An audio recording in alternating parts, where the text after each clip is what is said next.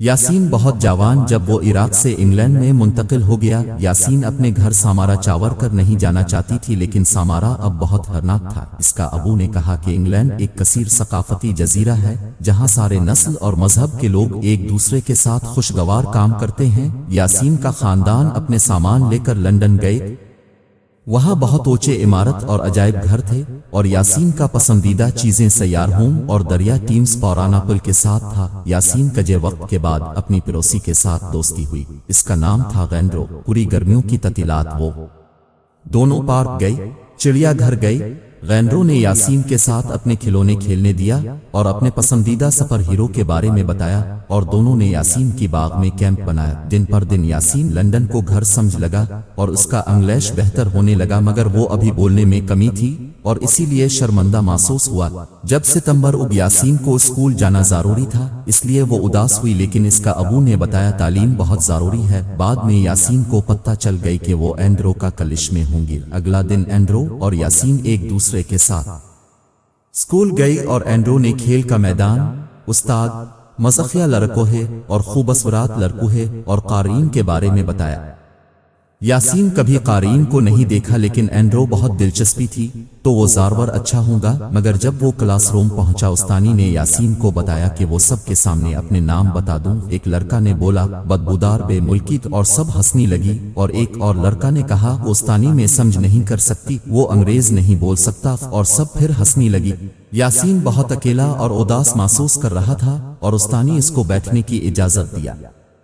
Yasin Andrew کے بیٹھنے کی خواہش تھی، مگر وہ ایک لڑک کے ساتھ بیٹھنا پڑا۔ وہ لڑک بار بار عجب سے یاسین کو دیکھا اور وہ الگ کرسی بیٹھنے کے لیے استانی کو بولا۔ عجیب گھنٹی بج گئی، سب اپنے کوٹ پہن کر کھیلنے کے میدان میں گئے، مگر استانی یاسین کو بلایا تاکہ وہ اس کو ایک بیج دے سکتے جس کے اوپر یاسین کا نام لکھا تھا۔ اب سب آپ کا نام فوراً سیکھ لیں گی، استانی نے کہا۔ یاسین نے اپنے دماغ میں سوچا اب سب مزہ پر، اور ہنس جب وہ باہر گیا ایک چاوٹا لڑکا گیوب گویرال سنہری بال کے ساتھ یاسین کو لڑک کا نام کہا، اور یاسین اس کو سمجھانے کا موقع نہیں دیا اور سب پھر ہر ہی تھے۔ یاسین گوہر جانا چاہتا تھا۔ سلام یاسین۔ یاسین پیچھے دیکھ کر اندرو کو کہ اندرو نے دوسرے بچے دیکھ کر کہا سب سے کیا ہوا؟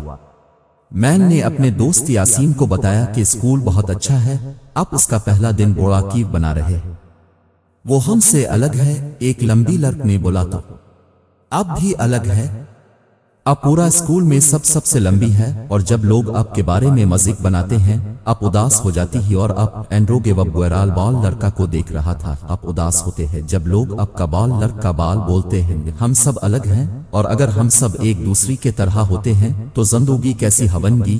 سارے بچے خاموش ہو گئے۔ پھر یاسین اپنا سر اونچا رکھ کر مسکرایا اور کہا بوڑین، بالکل بہت بوڑین۔ اینڈرو بھی مسکرایا۔ پھر سارے بچے ایک دوسرے کے ساتھ کہا بہت بوڑین۔ اندرو نے کہا کہ یاسین سے طرح الگ ہے کیونکہ وہ ہاٹ ڈاگز کو پسند نہیں کرتا۔ سب ہنسنے لگا اور سب کو بتایا وہ چیز جو ان الگ بناتے ہیں۔ پھر جینکنز نے اس کا کمز اٹھا کر سب اس کا جنوم کا نشانی فخر کے ساتھ دکھایا۔ جب کھیلنے کا وقت ختم ہوا اندرو نے ہاتھ اٹھا کر استانی کو پوچھا کیا ہم اس لوگوں کے بارے میں بات کر سکتے ہیں جو دوسرے ملک سے انگلینڈ ایک نیا زندگی شروع کرنے کے لیے میرا دوست یاسین کی طرح؟